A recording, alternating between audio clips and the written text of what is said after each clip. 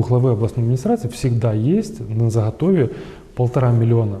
И один аргумент, чтобы обосновать, почему нет денег, финансирования нет. Але якщо кошти є, Постоянно возникают проблемы с невыполнением бюджетных программ. які ще можуть бути тут проблеми? Но есть значительное количество, которые либо думают только о своем кармане. Ірпінь не виключення. Люди навіть не знають, які приймаються рішення. Да, такие проблемы есть. Депутатів навіть своїх же не повідомляють. Они должны нести ответственность какую, на следующих выборах их не должно быть.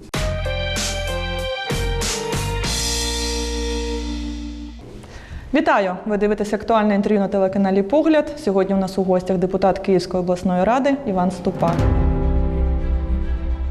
Іван Ступак народився 24 квітня 1982 року на Дніпропетровщині. Закінчив Національну академію СБУ. Займав оперативні та керівні посади в Головному управлінні Служби безпеки України в місті Києві та Київській області з 2004 по 2015 роки. У 2015-му обраний депутатом Київської обласної ради. Голова комісії з питань регламенту, депутатської діяльності, законності, правопорядку, взаємодії з правоохоронними органами та запобіганню корупції. Консультант Комітету Верховної Ради України з питань національної безпеки та оборони. Вітаю вас, пане Іване. Добрий день. Перш за все, останнім часом відбуваються такі цікаві події в Київській обласній державній адміністрації, обласній раді.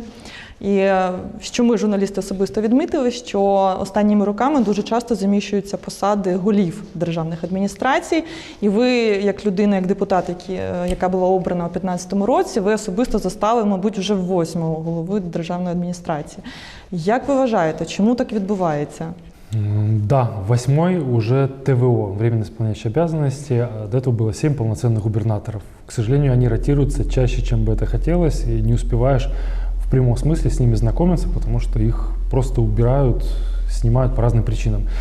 В последнее время просто пошла чехарда с ними, с губернаторами, просто потому что, я считаю, политики нет по назначению региональных руководителей, региональных глав областных администраций. Вот, например, предыдущий глава областной администрации Михаил Бнуарьян, он был назначен только потому, что был хорошо знаком с Дмитрием Разумковым. То есть они учились в одном вузе, и поэтому был назначен, скоротечно назначили, 100 дней продержался, и также скоротечно его и убрали. Потому что он пошел в активную медийную зону, вместо того, чтобы делать насущную работу. То есть он так само і Чернишов, так само. В принципі, кажуть аналітики, що дуже там за 4 місяці нічого не встиг зробити. С Чернышовым вообще отдельная история. Этот глава областной администрации привнес свои харьковские привычки, харьковский способ ведения дел, может быть, какие-то привычки из бизнеса. Первым делом, что он сделал, когда пришел на должность главы областной администрации, он перекрыл 7-й этаж, 7-й это губернаторский этаж называется, сделал отдельные входы, отдельные пропуска, чипы, охранника поставил перед входом в свой кабинет. Не знаю, может, это такая поправка на ситуацию с его делами в бизнесе, поскольку он довольно-таки серьезный бизнесмен, у него серьезный бизнес в Харькове, рынок Барабашова и так далее, и так далее. Надо отметить, глава областной администрации Чернышов не принимал никого из депутатов. По крайней мере, мне неизвестны депутаты, которые смогли попасть к нему на прием и пообщаться с ним. Тобто депутатів не чули? По крайней мере, я не попал, и из тех депутатов, с которыми я общаюсь, мне неизвестна информация, что кто-то из них был на приеме, смог попасть по какому-то вопросу. Мне неизвестна такая информация, к сожалению. Як пан Володін зараз діє?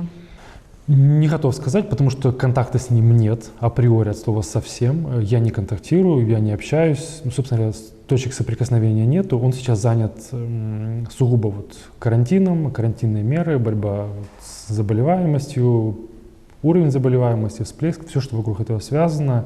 И поэтому все остальные вопросы ушли просто не то, что на второй план, а на третий план. Каждое утро начинается с цифр, сколько у нас заболело, сколько умерло, на следующий день та же самая история, и все вокруг этого крутится. Те, що ми чуємо в брифінгах, так? Він спілкується з усіма через брифінги. Да. К сожалению, может быть, к счастью, может быть, к сожалению. Посмотрим такой формат работы. Если раньше главы областных администраций были в частом контакте с депутатами, то здесь этот контакт сведен практически к нулю. Может быть, на результативность повлияет, потому что Не секрет, многие депутаты пытаются влиять на глав областных администраций, на их заместителей, на руководителей структурных подразделений. Приходят и вот там своим каким-то весом политическим или харизмой пытаются давить, ты мне там помогите мне вот решить вопрос, мне бы вот назначить нужно вот кого-то, а вот того-то нужно снять. Вы ж примите меры. И таким образом депутаты осознанно, неосознанно вмешиваются в політику. Як здійснюється контроль за виконанням рішень Київської обласної ради, Київської обласної адміністрації і розпоряджень голови ради? Ну, вы понимаете, глава областной администрации, он не исполняет роль контролера, он не контролирует деятельность областной рады. Это как бы Ну, я маю на увазі навпаки ситуація. Обласна рада контролює рішення, яке приймає, тобто виконавець – це Київська обласна державна адміністрація. То есть, як здійснюється цей контроль? На самом деле, как такового вот именно контроль, чтобы, например, глава областной рады, например, контролировал главу администрации, такого нету, потому что на самом деле эти две должности, они очень сильно между собой переплетаются и зависят. От депутатов требуется проголосовать за бюджет там, в начале года и проголосовать там, в конце года за то, что он там, выполнен, закрыть бюджетный год. И такую цикличность процесса. Там, вносить изменения в программы какие-то. Это цикл. Пока это не происходит, областная администрация в депутатах не нуждается. Только вот приходит время, тогда время сессии, тогда начинаются уже вот точки соприкосновения, сверяются там, градус, температура. А как у вас? А у вас как? Ага, говорит, а вы не против? А вы не против. А у вас есть какие-то интересы? У вас есть какое-то предложение встречное по наполнению бюджета, может быть. И вот тогда вот начинают совмещаться інтереси обласної адміністрації і обласної ради. Але є інша ситуація, наприклад, коли депутати Київської обласної ради приходять до очільників адміністрації або заступників і питають, скільки використано коштів по певній програмі. Так було, нещодавно був скандал з закупівлею апаратів ШВЛ. Тобто прийшли до голови, до заступників, вони сказали 0. Ну, як цей контроль здійснюється і хто на це може повпливати? Многие депутаты, не разбираясь, приходят, задают главе администрации вопросы, почему не выполняется, почему нет финансирования. И у главы областной администрации всегда есть на заготове 1,5 миллиона и один аргумент, чтобы обосновать, почему нет. Не подготовлена документация еще проектно-кошторисная. Там происходят кадровые изменения, происходит экспертиза то есть этого проекта и так далее, и так далее. Нет денег в конце концов. На бумаге-то мы можем написать сумму, какую, чуть ли не какую захотим профінансувати, но по факту, если этих денег нету, то и фінансів нет, фінансування нет. Але якщо кошти є, от навіть на сесіях ви голосували за виділення коштів досить значної суми, там 76-78 мільйонів, і вони повинні були, це медична галузь, вони повинні були виділятися, її взяли з програми «Здоров'я Київщини». Тобто і прийшли тоді до Туркунової, Володіна, здається, так, і спитали щодо цього. Вони там за 2 тижні, вони чи не встигли освоїти ці кошти? Тобто така ситуація, вона вперше виникла на вашій пам'яті? Постоянно возникают проблемы с невыполнением бюджетных программ. Там 70%, 60% выполнения. Этого мало. И всегда есть какие-то обоснованные причины. Там, например, либо денег не хватает, либо тендер был завален, например, там не было желающих, или наоборот были желающие, но знаете, есть такой термин тендерное рейдерство, когда 3 компании хорошие, большие, с хорошим бэкграундом принимают участие в тендере, и появляется маленькая, 4-я, в которой есть из руководства руководитель и, там, например, главный бухгалтер. И все, больше никого. И они, вот, пользуясь каким-то своим административным влиянием в высших органах власти, вхожестью своей, начинают блокировать эти тендера. Или, например, только пытаются правдами или неправдами получить победу в тендере, и только после этого они, например, обращаются к проигравшим и предлагают им за 10-15%, то есть компания-победитель забирает 15% от тендера, а все остальное отдает на субподряд. То есть ничего не выполняя, просто выиграл и 15% забрал себе, вроде бы как хороший бизнес, честный, а ты выполняя за остальные там 85%. То есть, соответственно, уже влияет на качество работы. И многие не хотят связываться. Бывает, просто не хотят связываться с бюджетными деньгами подрядчики, потому что они прикидывают, ага, бюджетные деньги, я их получу, как правило, когда? В конце года. А зачем мне в конце года деньги осваивать? Это нужно будет там кое-какие процедуры, там не всегда чистые провести в бухгалтерии, там нужно будет деньги осваивать, писать акты, а через год ко мне придут там, из прокуратуры, НАБУ, там, ДБР или СБУ, будут задавать вопросы, а там еще что вскроется. Зачем оно мне нужно? Я заработаю там, на чем-то другом, например, там, в другой области или в другой сфері вообще. Які ще можуть бути тут проблеми, окрім документації, тендери, які іноді організовують самі департаменти, сама КОДА? Качество персонала областной администрации. Не говорю за всех. Есть качественные, классные сотрудники, которые давно работают, честно, правильно, но есть значительное количество, которые либо думают только о своем кармане, и они прикидывают, если с этого тендера я ничего не получу, то зачем мне организовывать этот тендер, зачем мне напрягаться, потеть, пусть идет как идет, там, принесут документы, подпишу, не принесут, не подпишу, торопить я никого не буду, время работает на меня, то есть он не подгоняет. По идее, как чиновник должен быстрее, так, подготовили, принеси, исправь, так, вот здесь ошибка. Не торопит. Вторая часть, составляющая, это некомпетентность кадров, потому что та зарплата, на которую работают чиновники, тот период времени, там, с 8, бывает на 8 заставляет приезжать, сидеть до 11, исправлять документы, и на тот уровень зарплаты вы получаете то качество работы. То есть сколько платите, такое качество и получаете в ответ. Хорошие, качественные специалисты не хотят идти на эту работу сверхурочную, внеурочную и на эту зарплату.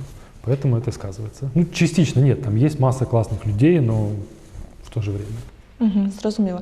Одним із напрямків діяльності комісії, яку ви очолюєте, є вивчення громадської думки щодо діяльності правоохоронних органів. Розкажіть, тут дуже цікаво, тому що є певні там недоліки, проблеми. Цікаво, як вони втілюються на практиці щодо усунення власне цих недоліків, і які заходи приймаються. Одна из таких функций нашей комиссии, там такое длинное очень название, там взаимодействие с правоохранными органами. То есть мы с ними взаимодействуем.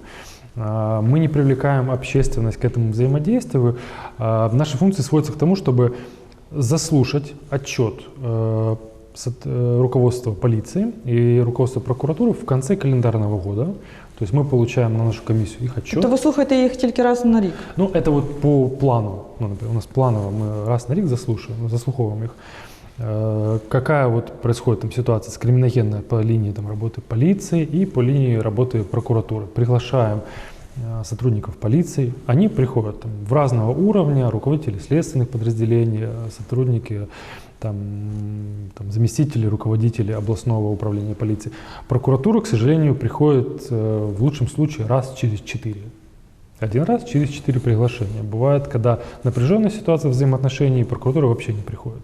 И приходит только на... А чому? Вони якось пояснюються? Много работы, мы очень заняты, нет времени. И правоохранители воспринимают вот эту всю деятельность депутатскую с точки зрения детских шалостей. Ну что там балуетесь? Ну, это ерунда. Мы занимаемся серьезными делами. У нас там убийства, рецидивы, вымогательства, там хищения. А вы вот это приди, расскажи. Ну, бывает так снисходительно, придут, расскажут.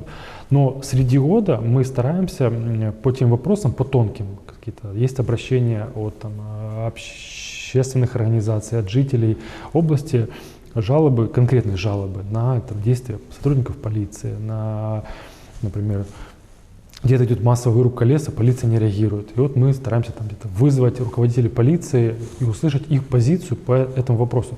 Какие меры они приняли, что они сделали или принимались ли вообще. Общественность, в свою очередь, задает им встречные вопросы. Говорит, а вот смотрите, вот у меня там 500 обращений, а ви отреагували тільки на 2 із них. Почему? Я правильно розумію, що на цю зустріч, коли ви запрошуєте прокурора чи поліцейського, запрошується громадськість? Да, я позицию позиционирую только так, потому что если мы будем общаться только с общественностью, без присутствия полиции, это будет однобоко. То есть мы не услышим их аргументацию.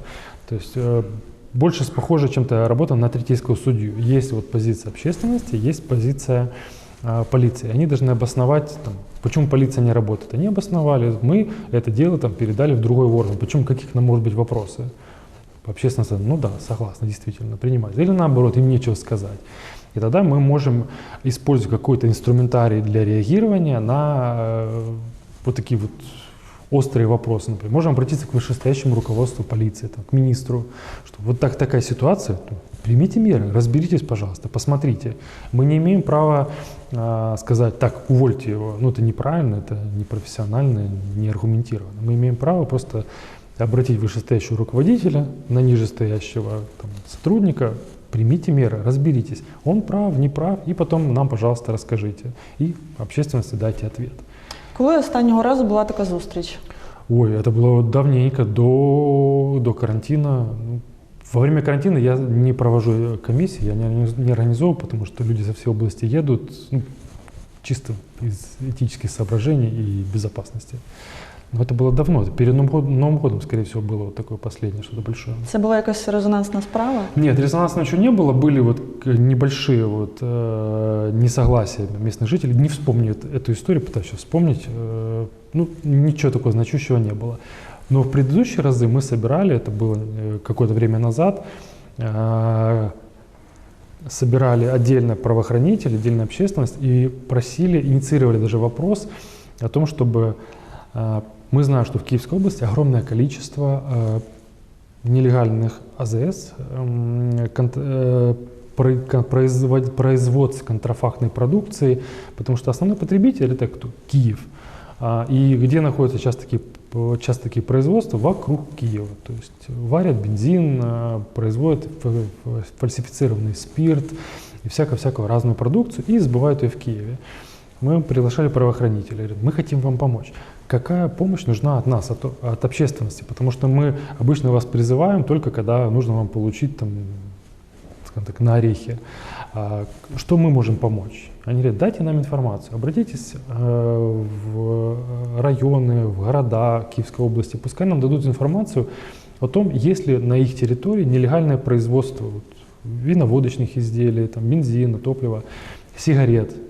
Мы разослали по всем районам, всем городам Киевской области обращение. Пожалуйста, дайте информацию, есть ли на территории ваших регионов вот такие производства. Я не получил ни одного ответа, где было сказано, что да, у нас есть вот по такому-то адресу, грубо говоря, там, улица там, Иванова 4. Хоча проїжджаючи по регіону, бачиш ці незаконні всі заправки, да, і так далі. Потому что местные органы власти заинтересованы в том, чтобы пускай работает эта АЗС, потому что я с нее там получаю либо 100 литров бензина в месяц, либо какой-то денежку, деньги, зачем я буду ее засвечивать и закрывать. Но потом, когда началась масштабная кампания борьбы с нелегальными АЗС, сразу же внезапно начали находиться нелегальные АЗС, нелегальные производства. И правоохранители начали рапортовать о том, что ежедневно несколько десятков АЗС закрывалось. Находились внезапно нелегальные цеха по производству водки. Внезапно. То есть полгода назад ничего не было, все отрапортовали. Местные чиновники начали рапортовать, что они самостоятельно начали выявлять вот такие вот цеха, склады. Все понятно. Яка зараз з цим ситуація? Была создана межведомственная рабочая группа по борьбе с нелегальной реализацией подакцизных товаров. Активно боролись. Вот перед коронавирусом, перед вспышкой закрывали массово, рапортовали о закрытии ежедневно десятков разных газовых станций, газовых заправок, бензиновых заправок, где торговалась фальсифицированная продукция. И потом вот вспышка коронавируса, и это все даже не так. Сначала убрали премьера Алексея Гончарука, и после этого как-то ниже градус борьбы с этими, как-то об этом забыли. И потом внезапно коронавирус, и уже не до нелегальных АЗС, а смена пріоритетів, як обично. У нас є багато місць, Ірпінь не виключення, де секретаріати, очільники місцевого самоврядування, вони порушують регламент, норми при проведенні сесії. Більш того, депутати дуже часто дізнаються про порядок денний або вночі, або, власне, вже в сам день проведення засідання. Люди навіть не знають, які приймаються рішення. Інформація про те, які рішення приймаються, вона опубліковується на сайтах міських рад навіть через декілька місяців. Як ви вважаєте, ця проблема, по-перше, чи вона дуже розповсюджена по всій Київській області, особливо також в Київській обласній раді, і як її можна вирішити?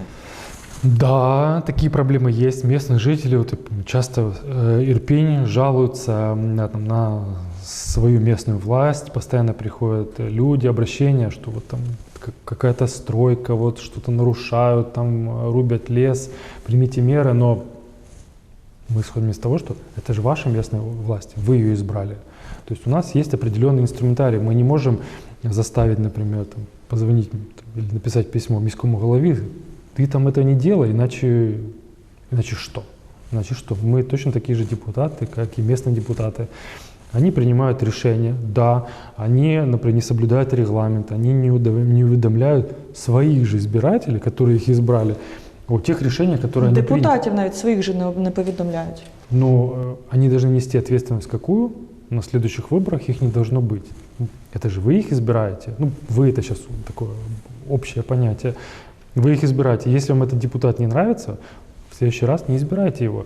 Ведь в таких вот относительно маленьких населенных пунктах, вот Буча, Ирпень, каждый житель, я уверен, через одно, через два, через три максимум рукопожатия друг с другом знаком. Там, родные, близкие, сестра, брат, кум, сват, все друг друга знают. И вы же смотрите друг другу в глаза, вы встречаетесь там, в одних и тех же магазинах. И можно задать этому депутату вопрос, почему ты делаешь так, почему там, или там главе этой фракции, которая там принимает какие-то решения, которые вам не нравятся.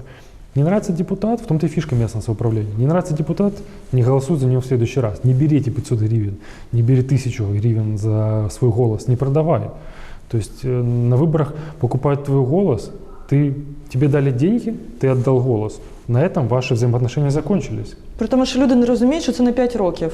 Да, то есть они считают, что вот я сейчас возьму деньги, я проголосую и после этого буду спрашивать с депутатов. У него даже нет никакой моральной обязанности перед тобой потом отчитаться. Говорит, я купил тебя.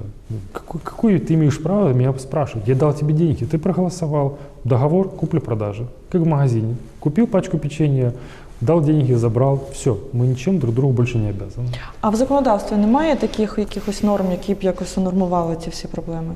Вы понимаете, ну это как проблема с кнопкодавством. Ну вроде бы все большие, здоровые дяденьки и тетеньки сидят в сессионном зале, все понимают, что голосовать не за себя это плохо, это очень плохо. И каждый раз кто-то не за себя голосует.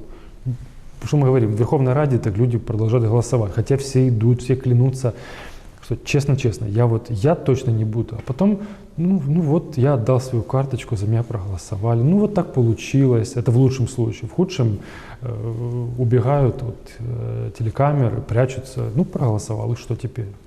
То есть все же взрослые люди. Начинается введение этих систем. Рада 5, Рада 25, вот чтобы 4 пальца здесь, 5 здесь, вот чтобы вот не носом только нажимать на клавишу. Ну зачем? Ну, вы же взрослые люди. Не голосуй за себя, не за себя, голосуй только за себя. В чем причина? Нет, давайте вот купим еще одну систему Рада. Тобто єдиний дієвий вихід з цієї ситуації – це тільки дочекатися наступних місцевих виборів і просто обрати інших депутатів? Ну, в том-то вот, я еще раз повторюсь, фишка местного самоуправления. Не нравится вам? Убирайте его. В Соединенных Штатах Америки, когда выбирают там шерифа какого-то округа, там депутат, общественность избирает, если он им не нравится, они в следующий раз его просто не избирают. То есть ты не оправдал там наших надежд, ты не справился, свободен. У нас почему-то каждый раз вот людям не нравятся, местные депутаты не нравятся, и каждый раз они их избирают снова и снова. Згадала про те, що ви колись подавали ідею проведення системи відеонагляду. Да. Розкажіть про це, будь ласка.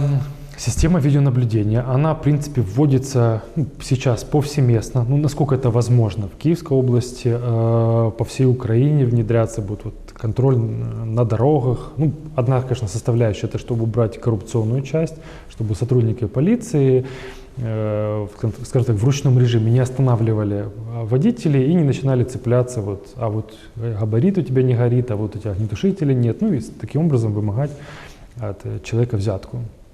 Автоматическая фиксация, минуя человеческий фактор. Вот есть человек, нарушение, заплати, пожалуйста, штраф. Вторая составляющая, например, видеонаблюдение, это безопасность городов, сел, вообще безопасность области на предмет преступности.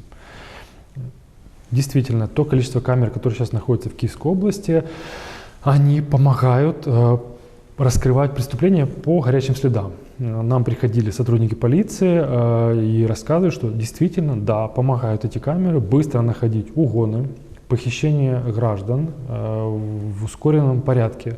Например, есть сигнал, например, на улице, там, пересечение улиц такой-то, такой-то, угнан автомобиль. Сотрудники полиции имеют приоритетный доступ, там есть определенная процедура в эту ситуативную комнату, они получают информацию о том, так, этот автомобиль вот в таком-то время он был, вот он исчез, и они дальше прослеживают его маршрут по камерам видеонаблюдения, по распознаванию номерных знаков. І дуже большой процент нахождения автомобілів в ближайшие там несколько часов. Це дотична програма до тієї, яка має поліція національна? Чи це Да, якось... они сейчас объединяются. То есть в том-то вот Вони це хто? эти системы, потому что, например, вот есть отдельные города в Киевской области, в которых система, она, не будем называть, она обособлена. Вот есть, например, вот в одном городе система видеонаблюдения, и она замыкается только в этом городе. Она не... Тобто це муніципальний такий проект? Да, вот только вот здесь, она вот как стакан вот стоит, вот только здесь и все. И никто другой не имеет к ней отношения. Но интерес в том, чтобы подключить эту систему к системам других городов. Потому что когда похищают, не дай боже, человека, автомобиль стараются увезти куда-то подальше. И вполне возможно, что если он похищен в городе А, то он проедет через город Б, через село, и какая-то из видеокамер зафиксирует его там вот с краешку, вот он через железнодорожный переезд переезжает. И можно тогда хоть быстро среагировать, приехать и искать уже не здесь, а вот только здесь, потому что камера зафиксировала. И там уже проводить по домовой обход, как делают сотрудники полиции. Ходят, вот, ищут автомобили угнанные и находят в гаражах на сохранении. Знаете, как привезли угонщики, оставили его, и вот он неделю-две стоит, там, отстаивается. Зрозуміло. Ну, будемо сподіватися, що вона дійсно співпрацює. Ну, є вже певні результати, результаты так? есть. И вот сейчас задача скомпоновать, чтобы всю область завести на одну большую систему, чтобы, например, там, Буча могла зайти, например, там, посмотреть, там, что их интересует там, в другом городе. Ну, насколько это возможно и необходимо, права доступа. В частности, эти системы используются там, для контроля уборки снега зимой. Ну, это уже такое там, третья основная функция их, но основная, первая, это вот предотвращение преступления или раскрытие их по горячим следам. То вона вже, в принципі, працює? Угу. Ви обирались депутатом від Поліського району, він вважається найдепресивнішим районом Київської області. Так, на жаль, хочеться дізнатися, які наразі проблеми у людей, які там проживають. Які проблеми залежать від обласної ради і влади обласної, і від державної. І, власне, що треба для того, щоб їх вирішити? Да, ситуация трудная, регион невероятно трудный, потому что часть района Полесска-Ивановска, они отрезаны Чернобыльской зоной, до сих пор вот это вот эхо радиационное загрязнение осталось. Люди болеют, дети болеют невероятно, онкологией болеют гораздо чаще, чем гриппом в других областях и регионах. Именно вот здесь слабое здоровье. Экономика, соответственно, от слова совсем ее нету, практически производств нету, и они даже пока не предвидятся, потому что район находится далеко. Зачем нам не открывать производство в этом районе, когда оно есть вот поближе к Киеву, и, соответственно, вот это негативно влияет. Но пытаемся выйти из ситуации, не все так просто. Скільки там людей зараз проживає? Порядка 5000. І де вони працюють? Працююче населення? Есть местные какие-то небольшие вот, там, какие-то кафешки, ездят вот в соседние, в Иванков, там работают. Но я веду к тому, что есть граница с Беларусью, есть пункт пропуска, он называется Вильча-Александровка. То есть с нашей стороны Вильча, с той стороны белорусская Александровка. И на данный момент он имеет статус, к сожалению, всего лишь межгосударственного. То есть с одной стороны гражданин Беларуси может пройти, с другой стороны гражданин Украины.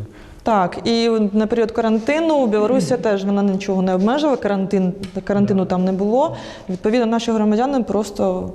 Ну, наших, я думаю, граждан старались не выпускать, насколько это было возможно.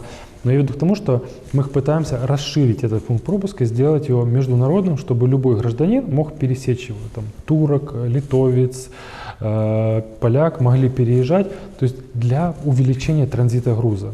Мы говорили о таком большом шелковом пути, ну, в кавычках шелковый путь, из Черного моря в Балтийское море, из Одессы в Клайпеду. То есть, по большому счету, вот эта именно дистанция, она в сравнении с теми существующими дорогами экономит порядка от 30 до 50 километров расстояния. Через Поліський район? Да. Но для предпринимателей, мы когда общались, например, с перевозчиками, мы спрашивали, скажи, пожалуйста, для тебя 20 километров – это хорошая экономия? Да, послушайте, 20 километров – это невероятная экономия уже. Я готов поехать по этой дороге, даже если она будет не очень хороша, я сэкономлю на топливе, на времени, я смогу быстрее обернуться, за это время перевести там, не 10 тонн груза, а 15 тонн груза, а это уже заработок совершенно другой. Ну, вот эта вот вся история о изменении статуса – это межправительственная работа, работа правительства Украины, правительства Беларуси, президента Украины, президента Беларуси. Перед президентскими выборами в Украине была встреча президента Порошенко и Лукашенко. Они обсуждали этот вопрос, мы поднимали эту вот проблему, и это был предметом дискуссий. Александр Григорьевич сказал, что да, мы не против, чтобы открыть этот пункт пропуска, давайте обсуждать. Но потом президентские выборы, и после президентских выборов уже позиция белорусской стороны изменилась. Они говорят, ну, вы же понимаете, пока вот неинтересно. А що це дасть безпосередньо людям, які там проживають? Транзитная зона – это таможенные платежи. Часть таможенных платежей будет оставаться.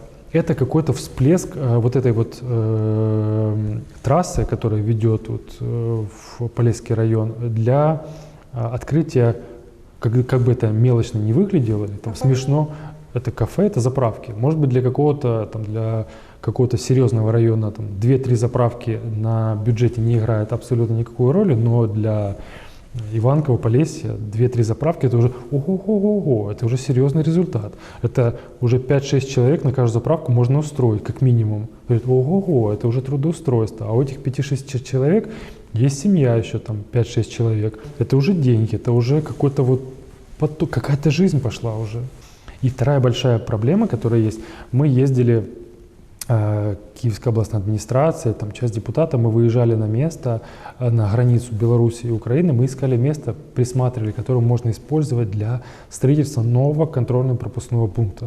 То есть для того, чтобы его сделать в формате европейском, то есть как вот делать на западной границе, чтобы и место не было зараженным, чтобы оно соответствовало там, дистанции от границы, от контрольной полосы. Место было найдено, место было, ну, шикарное место есть. Но дальше все уперлось в политическую составляющую, потому что Россия, не секрет, давит на Беларусь, и Беларусь, то им интересно вот с нами сотрудничать, то им вот неинтересно, то давайте снова вернемся, то давайте чуть попозже. И когда мы даже рассматривали, у нас второй вопрос, который стоял после контрольно-пропускного пункта, это чтобы обеспечить безопасность вот этого вот рубежа, то есть предусмотреть какие-то инженерные сооружения, потому что мы понимаем, Беларусь – это государство, скажем так, очень дружественно России, и нам нужно уберечься от возможного вторжения в Україну через територію Білорусі. У нас були пожежі в Чорнобильському лісі, дуже багато було версій причин, чому вони трапились, але все ж таки перше запитання. Як ви гадаєте, чому наші системи безпеки МНС і інших силових структур вона не спрацювала? Хоча про те, що є ліс і що можливе загорання, в принципі, і так всі знають. Чому не спрацювала ця система? Фиксируется в постоянном режиме, фиксируется спутниковая съемка проводится этой территории, фиксируются очаги возгорания. Мы должны прямо говорить, у нас не хватает техники, у нас не хватает людей, территория большая, людей мало, техники мало, финансирования мало, и не в состоянии добраться до очага возгорания, потому что не всегда он находится поблизости от дороги. Это, как правило, там 100 и 200 километров вглубь леса, где-то горит. Не всегда люди могут добраться вовремя и тем более еще потушить. Часто причиной пожара становится, что у нас? Это безалаберность людей, которые просто, вот я пойду там, вот сейчас вот соберу траву, сожгу ее здесь. Ну зачем она будет лежать? Я ее сожгу. Ветер, неконтролируемое возгорание, горит, все в ужасе. Тем более ветер у нас последние несколько недель назад был просто ужасным, сильным и разносило все на многие километры. А вторая составляющая – это не исключено, что вот такие вот отдельные люди пробираются с территории Беларуси. Не исключено, я не утверждаю.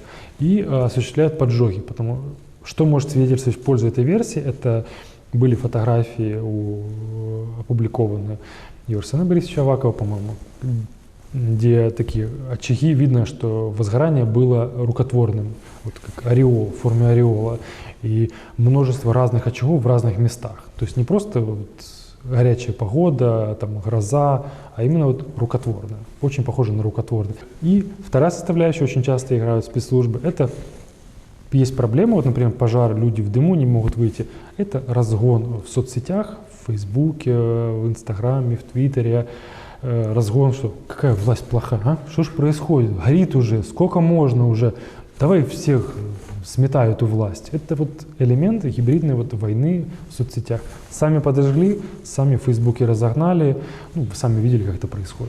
Але ще є дуже банальна версія, тому що кажуть, що просто навмисно відбувся підпал і хотіли таким чином прикрити масштабну вирубку лісу і торгівля, знову ж таки, з тією Білорусі або навіть із Росії. Вы понимаете, масса фотографий есть вырубки лесов в Западной Украине, когда вот сравнивают, часто вот фотографии в Фейсбуке есть до и после.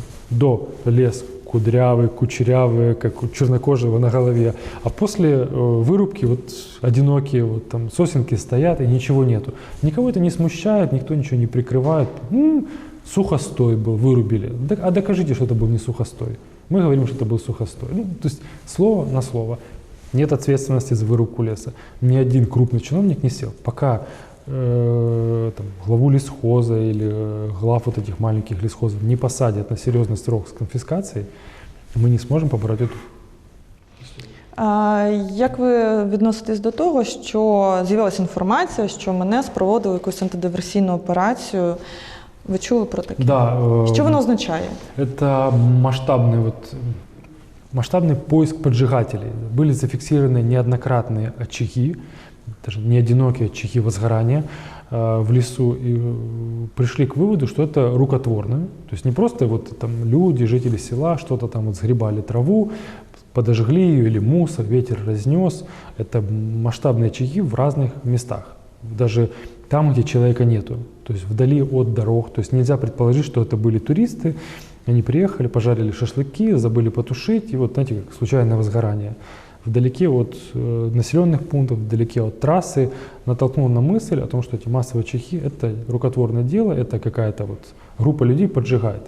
Неизвестно из каких побуждений, из террористических, ну, условно, умышленно, либо из хулиганских, просто «а давайте подожжем, пускай все люди помучаются здесь». И была объявлена вот такая антидиверсионная работа, масштабные проводились поиски в лесу людей, которые поджигали. Дуже болюче питання для Ірпеня і для більшості міст великих Київської області – це те, що дуже тісний зв'язок правоохоронних органів і місцевої влади.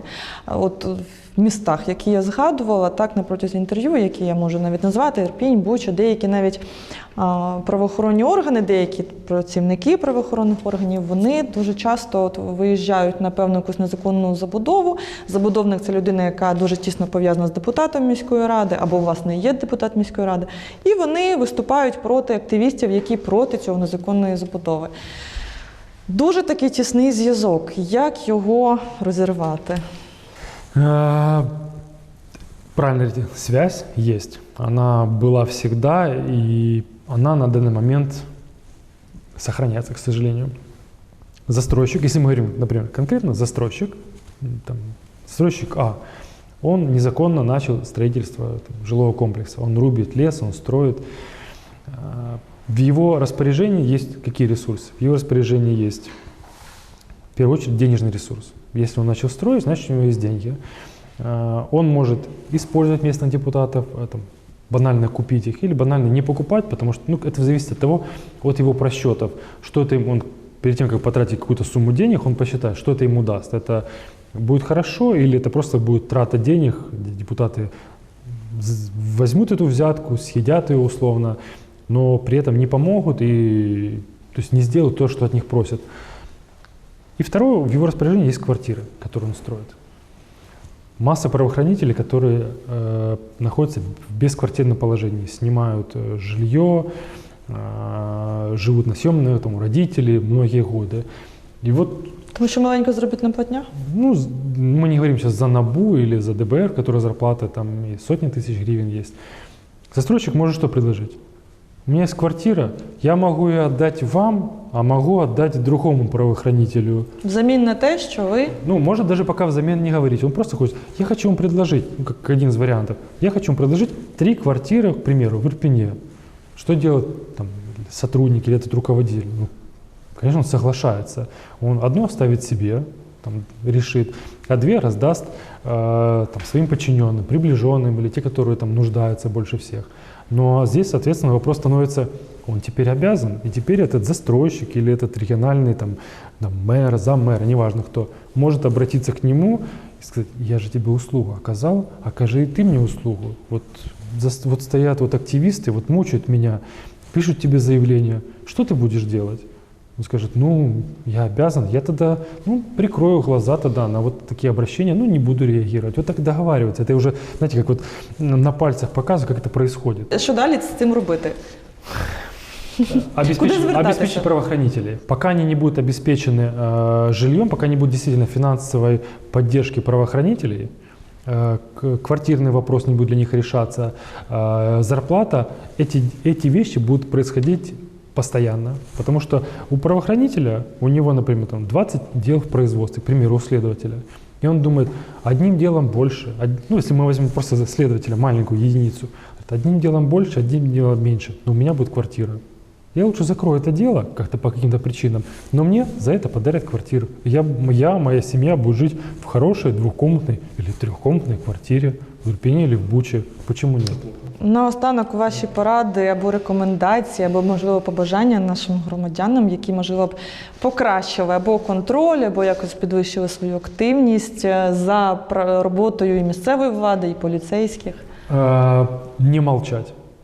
Не молчать. И не нравится что-то, не согласны, заявляйте об этом, делайте обращения там, в областную раду, в местную раду, в районную раду, проявляйте свою гражданскую позицию.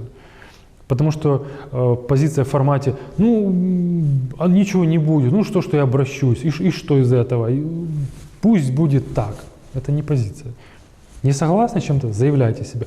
Может, найдете таких же людей, которые думают точно так же, как и вы. У вас будет там большая масса, которая сможет переломать тот или иной вопрос. Не стойте, не молчите, не сидите. Обращайтесь. На цій позитивній ноті ми будемо завершити. Я вам дуже вдячна за інтерв'ю. Благодарю взаимно. Ви дивилися актуальне інтерв'ю на телеканалі «Погляд». До нових зустрічей.